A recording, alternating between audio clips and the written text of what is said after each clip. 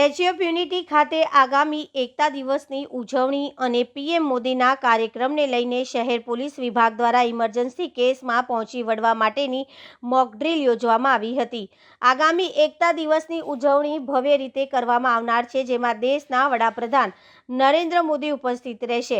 આ કાર્યક્રમ Kevadia statue of unity ખાતે યોજાશે, જ્યાં વડાપ્રધાન નરેન્દ્ર મોદી ઉપસ્થિત રહેશે। વડોદરા શહેર પોલીસ વિભાગ અને વહીવટી તંત્ર સજ્જ બન્યું છે અને સલામતી અને સુરક્ષાના ભાગરૂપે પગલાં લેવામાં આવી રહ્યા છે।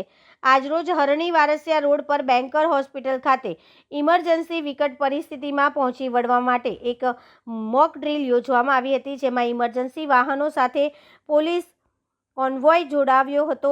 વડાપ્રધાન નરેન્દ્ર મોદી વડોદરા એરપોર્ટ પર આવશે અને ત્યાંથી કેવડિયા સ્ટેચ્યુ ઓફ યુનિટી ખાતે જશે।